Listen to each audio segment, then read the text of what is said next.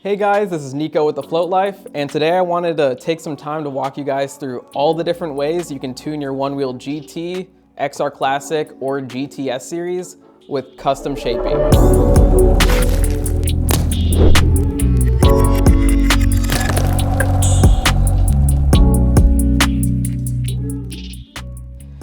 With custom shaping, they've given you tons of sliders to play with, and all the time I see people asking, what the heck do they do? How should I change them in order to do this or that? Well, hopefully this video should help point you guys in the right direction so you can dial in your board just the way you like it. I'd like to make this a pretty comprehensive guide for those of you that want to get more technical with how you dial in your tunes, but I'll do my best to make things as clear as possible. And at the end, we'll wrap things up with a general overview of everything. That said, I personally think it's pretty important to understand what's actually happening when you make these kinds of changes, so we're going to be digging pretty deep here. Thanks in advance for bearing with me. This video should have chapters set up as well, so feel free to skip around however you need, or even just to check out the overview at the end if you just want the cliff notes. All right, so first things first, we got to pick a base shaping. So unlike the Pint in the original XR, where custom is a separate mode entirely, here with the XR Classic and the GT and GTS, custom shaping allows you to pick your favorite shaping as a base to work off of. They all have their own quirks and characteristics, but for the most part, flow is going to be your soft tune, smooth response, lots of board angle control. Highline is your middle ground to add some extra responsiveness and punchiness. And Apex is definitely the most aggressive. It's real stiff, hyper responsive, tons of power, but not quite as much board angle control. It's not too important what you start with, just try them out and find the one that's closest to what you're looking for so you can work from there. So as long as the board's at a near stop, you can enter custom shaping by tapping this icon in the top right of the shaping, and now you've got all these different sliders to play with. But before we get into that, I think I actually want to cover how presets work first. So by default, any changes you make are actually going to be replacing the original base shaping. And if you want, you can come down here and scroll to the bottom and we see restore to defaults.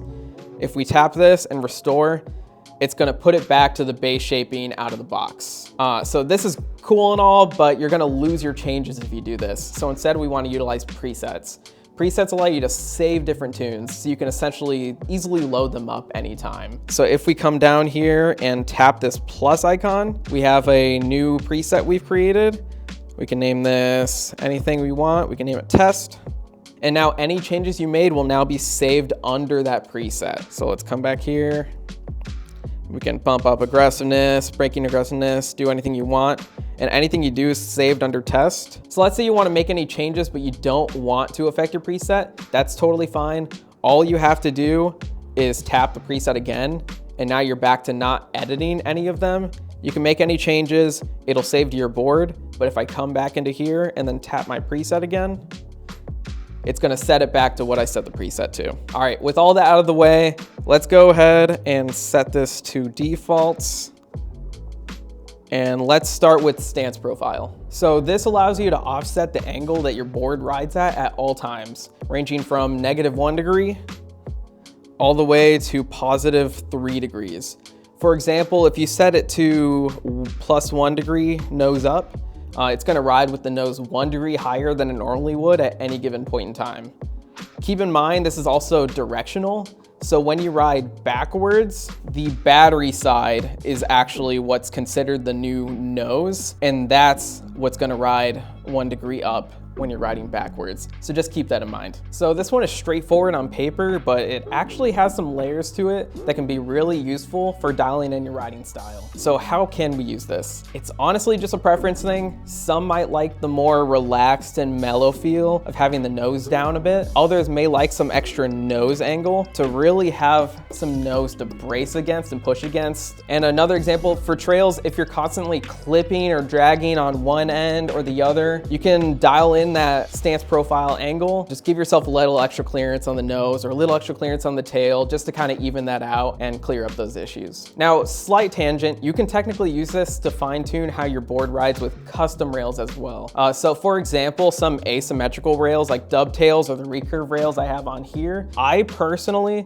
like to bump the nose up a bit. And this trades off some of the extra tail clearance you get with a bit more nose clearance. And that way it gives me just a bit more time to recover nose dips on trails, and it adds some peace of mind that I won't catch my nose on things and lose my momentum or eat it. So you can also use this to make up for not being able to properly level rails, such as WTF rails. So normally the controller wants to ride level because it assumes it's in straight rails, and that'll give you this sort of tail up effect with WTF rails. By raising the nose all the way up, it's able to make it ride a lot more level. Just keep in mind, doing it this way, there are some minor disadvantages to making up for angled rails like this, such as the board still being nose down at idle or riding way nose high. When riding backwards, like I said, it'll apply to the new nose. So that'll actually, when you're riding backwards, cause the nose to go way up, or the battery side to go way up. It's not ideal, at least compared to proper releveling like you can do on vest-based controllers. It really is the only solution we have for now when running aftermarket curved rails, so just keep that in mind. All right, with that aside, let's move on to the fun stuff. So full disclaimer, I didn't develop these features.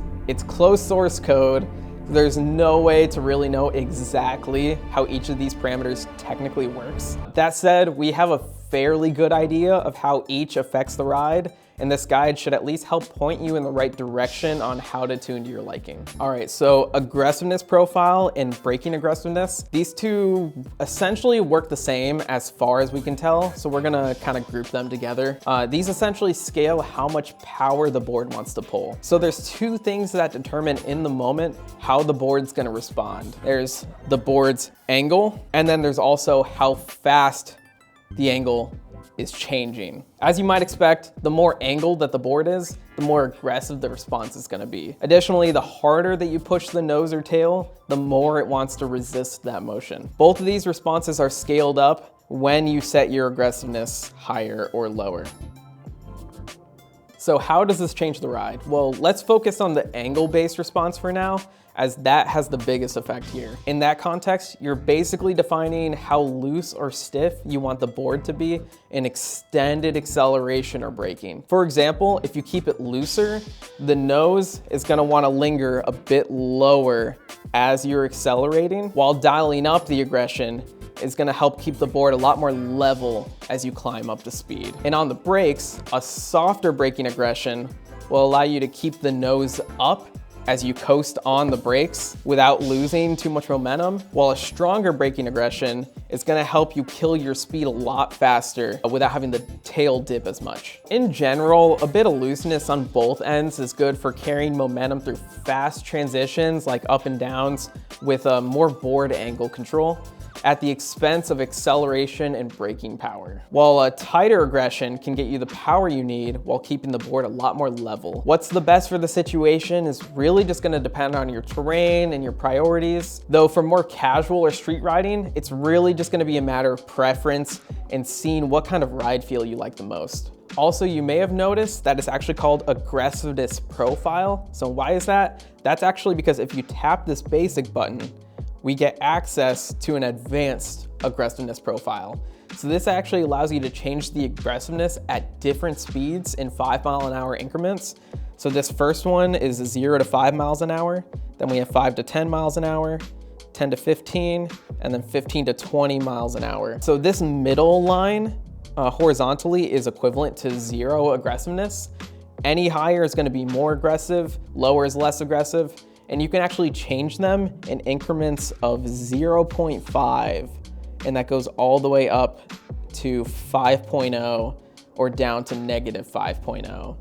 So you can set these for each speed to be exactly as you want. Honestly, the majority of people are gonna be just fine with the basic slider, and I'd recommend starting with that. If you want that extra control of the ride behavior at different speeds, well, you've got it. Also remember, these are based on the base shaping you start with. So +3 aggressiveness in high line or flow, for example, isn't gonna be as aggressive as the same +3 aggressiveness in apex. It really depends on the base shaping. All right, so dynamic responsiveness is a bit more complicated. I can't guarantee this is technically how it works, but we believe that it determines how quickly the board can respond and deliver power. So while aggression determines how much power the board wants to deliver, dynamic responsiveness determines how quickly or gradually it's able to deliver that power. Remember how we talked about how aggressiveness also responds to how rapidly the board's angle is changing? Well, since that mainly applies to rapid and aggressive moments, like instantaneous moments, such as quickly stomping on the nose or tail, or transitioning between accelerating and braking,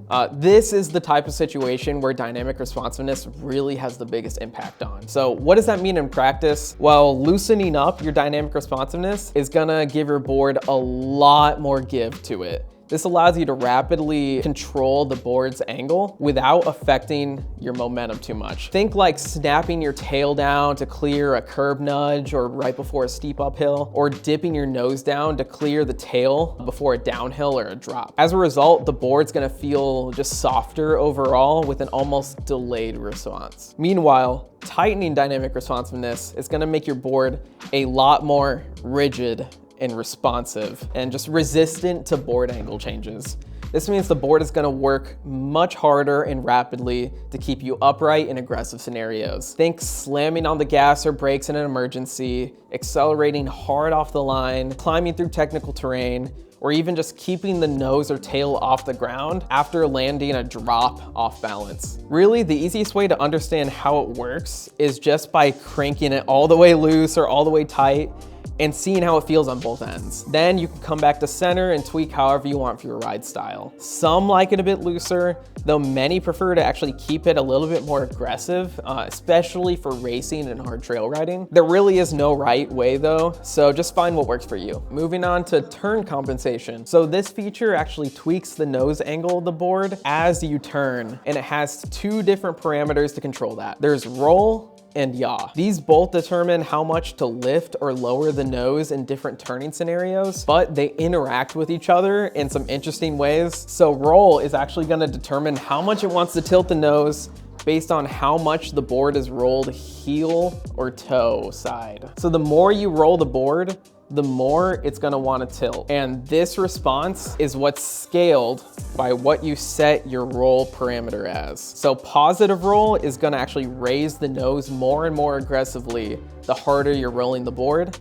And negative roll is gonna lower the nose more and more aggressively the more you're rolling your board. And of course, a roll of 0 isn't gonna have any effect as you turn, as compared to your base shaping. So overall, this roll parameter is gonna be the one that has the biggest impact overall on how turn compensation responds, especially in low speed turns. So definitely start at the default center position for this one, and then just adjust however you feel you need. If you're looking for more nose clearance and performance, you may benefit from bumping up the roll slider just a bit.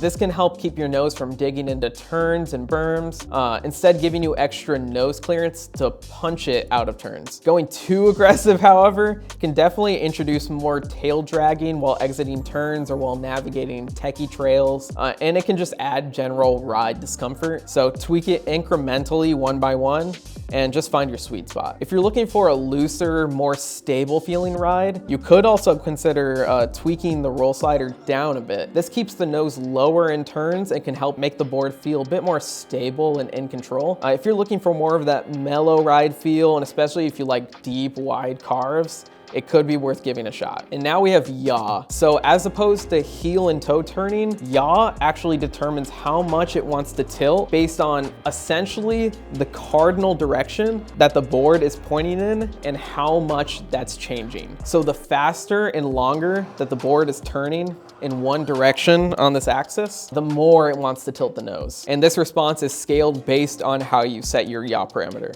All right, so this is where things get a bit more complicated, and it's really hard to visualize, as the different way these two parameters interact and combine with each other impacts the overall feel of turn compensation. But in practice, yaw has a bit less impact on the total tilt of the board in turns. And instead, it's a bit more dynamic in that it helps shape the feel of how turn compensation kicks in and how it holds over time. Essentially, you're gonna find that with higher yaw, the nose is gonna pick up a lot quicker as you initiate turns. It'll hold a bit more firmly in extended turns, and it'll drop back to level quicker as you exit turns. While a lower yaw is gonna keep your turn compensation from being overly reactive, and it's just gonna make for a mellower response overall. Now, roll will still have the biggest impact on how turn compensation wants to tilt the nose up or down in turns, while yaw is mostly gonna shape how that response kicks in. While it's more complicated than this, in most situations, you can essentially think of roll as more of your like overall strength of turn compensation, while yaw is more of like a response speed or response feel. Figuring out what works best for you is gonna take some experimentation, as it's really better felt than explained. In general, a lower yaw is gonna mellow out the instantaneous response of turn compensation. This can especially complement a stronger roll setting, allowing for strong nose lifts and turns without feeling overly reactive. This can especially be great for things like technical trails, while a higher yaw is going to help ensure the nose picks up right away as soon as you initiate turns, making for a very snappy, responsive feel that can come in handy to give you the clearance you need ASAP. This can be perfect for things like predictable flow trails, where you just want to keep the nose out of the ground at all costs and gas it around corners. Just like roll, I really recommend just starting in the default center position for this one and tweaking it incrementally up or down alongside as you're tweaking roll, just to figure out what works best for you. Thanks for sticking with me with that explanation. Again, if you come away with just one thing, feel free to just think of roll as your turn compensation strength or how much it wants to tilt, and yaw mix rate as your response speed or how that tilt kicks in and lets go. Both of these parameters are also fairly sensitive at the more extreme ends of the sliders. So outside of curiosity, I would recommend just tweaking them a couple notches at a time as needed, rather than cranking them to their maxes and possibly just eating it. All right, so that one was a little bit more complicated, so I actually want to jump over to some simpler ones, starting with jump re-engagement. So the name for this one, jump re-engagement time, it's honestly a little bit misleading. It's more accurate to consider this a disengagement delay. By default, the slider is all the way here on the left, and as you bump it up, this is going to increase the delay between when your foot leaves the sensor and when the board actually disengages. So I can't show it here because it only actually works at speed, but essentially if your board is engaged with this all the way to the left, and then basically the moment your foot comes off, it's gonna be off cut. It cuts pretty fast, but as you bump this up all the way up to max, that's gonna be about half a second of delay. So it's gonna be more lift, cut. It just gives you a bit more leeway there. So this is mainly aimed at decreasing the risk of disengagements for things like jumps, bonks, and drops, where your foot might accidentally leave the sensor and cut the board. Once disengaged, you not only have to activate the sensor again, but in some scenarios, you also have to fully re-level out the board again in order to re-engage, which isn't always reliable. With this feature, it gives you just a little bit more time to get your foot back on the sensor before it cuts you in the first place. If you're someone who finds themselves in the air quite a bit, especially if you're someone who's dealt with this cutout issue before, it may be something worth tweaking. I'm personally all about just having that peace of mind, so I always max it out myself, and I know plenty of other trail riders that do the same. The main con to consider is just having to be a bit more mindful of where and how you're dismounting your board. It actually disables the delay if you're at a stop or slow enough speed for a short while. If you're one to like quick stop often, you'll probably notice it wanting to kind of shoot out the other way or spin out in some loose terrain for a split second, or in a bail, it might shoot one way or the other just for a brief moment. So just keep that in mind as you find the right setting for you. If you stick to streets or maybe even ride some like narrow trails where you don't want to risk the scenario of your board potentially shooting off the cliff from it just staying engaged for a split second, it could make more sense to keep it a little closer to the stock delay.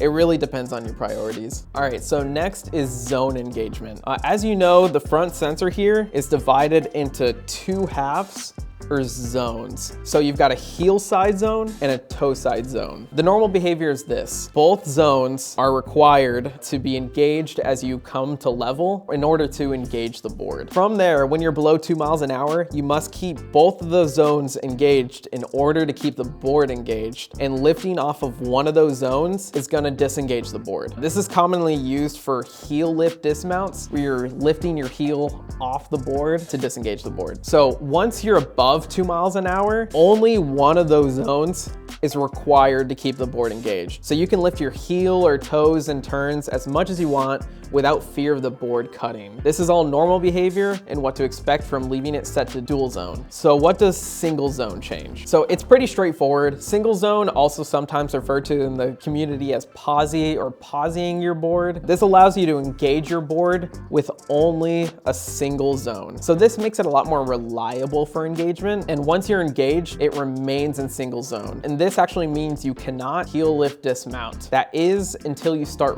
riding. So once you've gone over 2 miles an hour, and then the next time you come to a stop, you are able to heel lift dismount again. This single zone behavior is only for the initial engagement. In terms of cons, that's really about it. If you engage with single zone and you have to dismount before you've moved, you can either jump off completely, or you can just quickly shove the board forward to hit that 2 mile an hour mark, and the heel lift dismount should work just fine. With that being the only real con, it's honestly hard not to just outright recommend this one, especially as someone who's had plenty of mounts of shame personally. For absolute beginners, the dual zone could be better just to have immediate access to that heel lift dismount before moving, especially if you want to practice it. Or if your sensor is at risk of ghosting or sticking, technically dual zone could help prevent it from unintentionally engaging if it's brought to level and ghosting off. But at that point, you really should just be replacing that front foot pad regardless. All that said, take it how you will. For most, the benefits of single zone is really gonna outweigh most of the cons, but feel free to set this one however you see fit. All right, real quick, I'll also talk about pushback angle limit. So this one is actually limited to the GT-S series. It's not on GT, it's not on XR Classic, only on the S series. And really, it's pretty straightforward. When you hit pushback at 25 miles an hour, you're gonna have your nose come up a certain amount, and this is gonna allow you to change what that angle comes up to. So by default, it's in the middle here. If for some reason you want a really aggressive pushback to really prevent you from being able to easily push past 25 miles an hour, you could bump this up even more, and it's gonna give you an extra degree or two of pushback. And if you want to actually mellow it out, you're able to bring this down however much you want. It's just an arbitrary number. I'm not sure exactly how many degrees it comes out to, but I believe the default is around like 3 degrees of pushback, and you can bring it down closer to like a degree or a degree and a half. So this is gonna be a lot more like the original XR style pushback. It's gonna be a lot mellower. You're still gonna feel it. It's gonna be a bit harder to push through. It's not nothing, but it is a lot more comfortable, and it gives you a lot more room on your tail, especially if you're bombing like downhill trails and things like that. It can really come in handy to make sure pushback isn't getting in the way of your braking power. All right, and last but certainly not least is of course gradient tracking. So in many scenarios with steep terrain, you might find the limiting factor is often not torque, but actually clearance, especially with the GTS series where you've got so much power in here, but sometimes the nose or the tail can catch and you're just not able to request the power that you want. The nose needs clearance in order for you to push down or request more torque. So when that's not there, all you can really do is coast or even be forced to brake, losing all your momentum. Now with gradient tracking, the board's able to recognize when you encounter steeper terrain, both uphill and downhill, and adjust the tilt of the board to give you that extra nose or tail clearance that you need to take advantage of your board's power. So that's gonna let you really push it up uphills, especially with a more powerful board. It's also gonna let you safely control your speed as you're going down downhills without just speeding up to oblivion and tail dragging. So I have seen some confusion over exactly what these different sliders do. So I'll cover those first, and then after I'll cover some extra details on how gradient tracking works that might help you in your tuning. So you've got 3 main parameters to work with. We've got strength and response speed, and these are actually split up across behavior for uphills and behavior for downhills. And then we've also got max angle. Strength is essentially how much it wants to tilt. Response speed is how fast it tilts, and max angle is gonna be how much it's allowed to tilt. So the biggest question and misunderstanding I see by far is the difference between strength and max angle. And I totally get why that's confusing, so let me explain. So with gradient tracking, the steeper a hill is, the more it wants to tilt. It's dynamic. So for a steeper hill, it may want to tilt, let's say, twice as much as a mellower hill. The board takes this response and scales it based on what you set your strength to determine how much it wants to tilt. So for example, using totally made up numbers, for strength set to 3, maybe it wants to tilt 2 degrees for a mellow hill and 4 degrees for a steep hill. But with strength set to 6, it may actually want to tilt 4 degrees for a mellow hill and 8 degrees for a steep hill. It's still dynamic. It's still gonna tilt more on the steeper hill than the mellow hill. You're just scaling that response. So meanwhile, max angle is essentially just a limit or a ceiling. It doesn't determine how much the board wants to tilt like strength does. Instead, it just puts a cap on how much it's allowed to tilt. So for example, if we set max angle to 6 degrees, on that mellow hill, it'll still only tilt to 4 degrees like it did before, but since it wants to tilt to 8 degrees for that steeper hill, it actually hits that max angle cap and only tilts to 6 degrees. In other words, if you set max angle to the max of 18 degrees, the board isn't gonna suddenly tilt up to 18 degrees the moment you touch a hill. Instead, you're basically ensuring, setting this as high as you can, that there's not gonna be any artificial cap set on how gradient tracking is allowed to tilt the board. For that reason, I personally recommend starting with the max angle actually maxed out at 18 degrees and just focus on tweaking strength first. So where do you even set strength? Realistically, you probably want to set these as low as you're able to while still getting the clearance you need. So the issue with just cranking it all the way is that you reach a point where you can feel uncomfortable and fatiguing. It can be a lot similar to pushing through pushback. A steep board angle is also going to inhibit the board's handling, and it can cause trouble in transitions such as clipping the nose at the bottom of a downhill or dragging your tail coming out of the top of an uphill. In scenarios with very fast transitions, things like pump tracks, it can even work against you more than help you, in which case it could be worth just disabling gradient tracking altogether. Also, another thing important to consider is that as of more recent updates, gradient tracking actually responds directly to torque as well. So even on flat ground,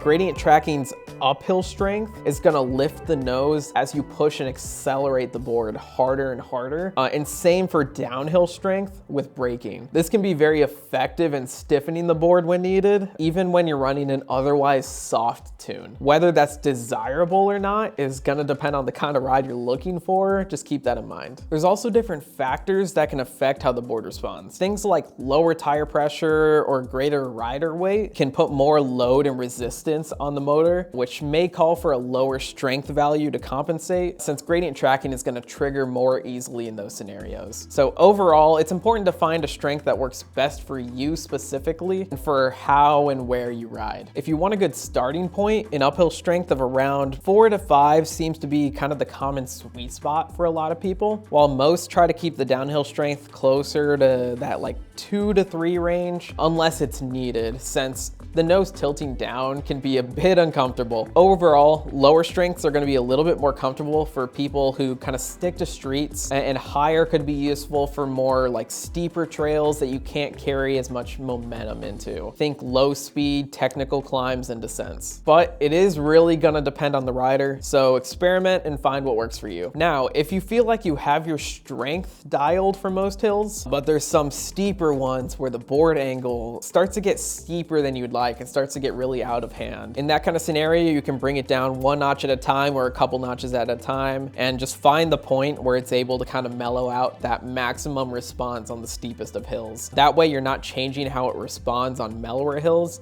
you're just putting a cap at the highest it can go. That said, I'd imagine the vast majority of people really should be fine just leaving max angle maxed out. So I'd personally only really mess with it if you know for sure that it's the solution that you need.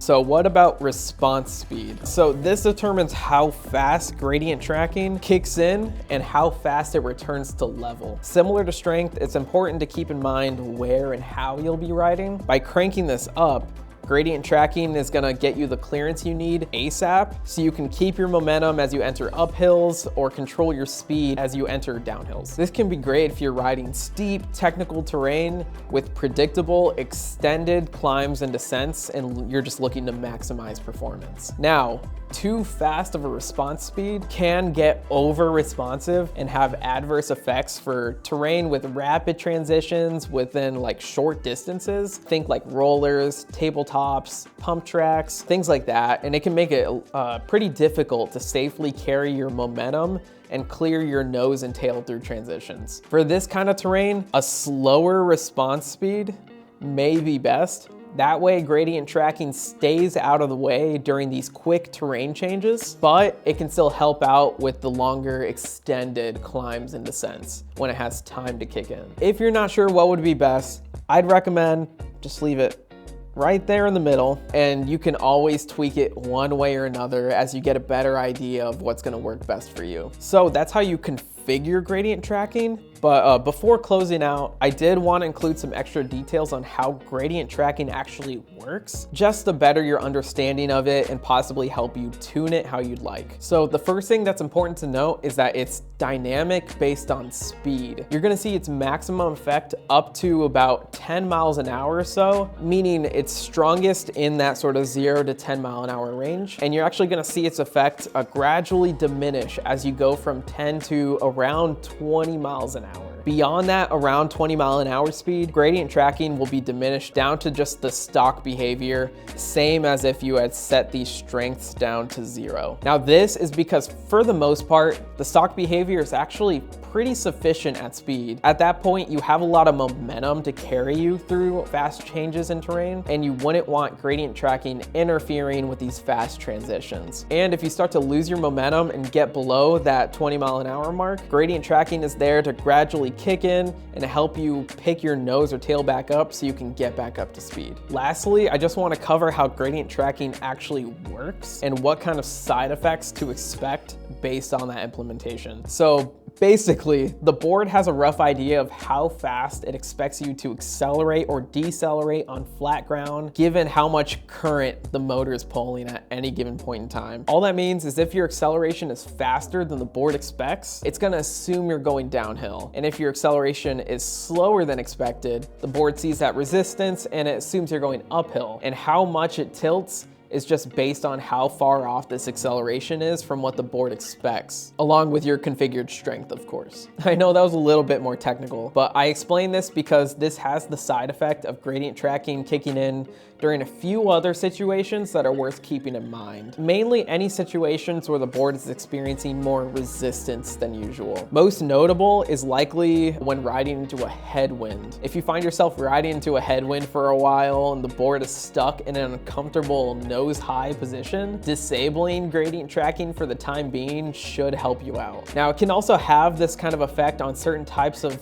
off-road terrain where there's more resistance on the motor than usual. That said, it usually kind of ends up having this effect of stiffening up the board in these scenarios, which in some ways can be beneficial as long as it's not too uncomfortable. So just keep all that in mind. And that about covers everything.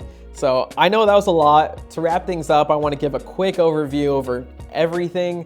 That way it should be a little bit easier to remember the broad ideas, and you can always come back and re-watch the details whenever you may need them. So as we've gone over, you're gonna pick your favorite base shaping to start with, come in and enter custom shaping, and from here we can tweak the nose angle, which offsets the nose angle at all times while we're riding. So we set this to whatever we want it to be. Now, aggressiveness and braking aggressiveness are gonna scale how aggressively the board responds. This is especially based on its angle relative to level. So this mainly affects extended duration like acceleration and braking. And by switching between basic and advanced, we can also tweak this aggressiveness profile in between 0 to 5 miles an hour, 5 to 10 miles an hour, 10 to 15, and then 15 to 20 to adjust the aggressiveness at different speeds. Or we can just use basic. Now, dynamic responsiveness is going to determine how quickly this response kicks in, with its biggest impact being how much the board resists fast changes in board angle. So this mainly affects rapid, aggressive movements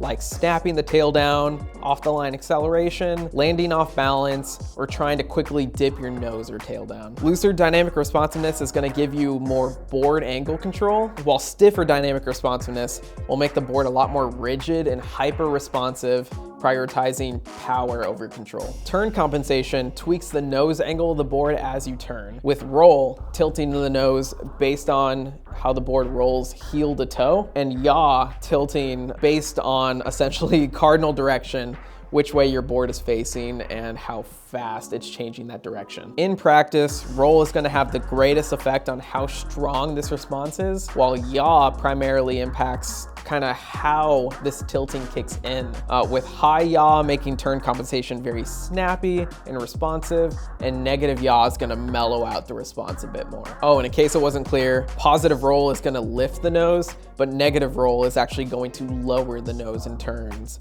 compared to the default center position. So jump re-engagement time would be more accurate to consider as a disengagement delay. The higher you set it, the greater of a delay there is between when you leave the front sensor and when the board actually cuts and disengages. This can be worth increasing from stock if you want to reduce the risk of unintentional cutouts from your foot leaving the foot pad, such as during jumps, drops, and bonks. If that's not a concern and you want to keep disengagements predictable, especially for things like quick stops, keeping it closer to stock may be better for you. Zone engagement determines if either both sensor zones or only one zone are required to engage the board. With single zone, you can be engaging only one half of the sensor and still successfully engage the board. From here, it remains single zone until you move beyond 2 miles an hour. Then the next time you come to a stop, you're able to disengage the board by heel lift dismounting just like normal. Most people are going to benefit from this being set to single zone engagement, though for some beginners where you might want access to heel lift dismounts right after engaging, or people with sensors at risk of sticking and engaging unexpectedly, dual zone could make more sense. That said, if you have a faulty sensor, please just get it replaced. For most people, single zone is gonna be the most beneficial. And finally, gradient tracking dynamically adapts the board's nose angle to the terrain you ride and how hard you're pushing it, with steeper terrain inducing a stronger response. Strength scales this response to determine how much the board wants to tilt for any given hill. Response speed determines how fast the board tilts, and max angle is going to set a limit for how much the board is allowed to tilt. Most people are going to benefit from starting with the strength in kind of the middle ranges,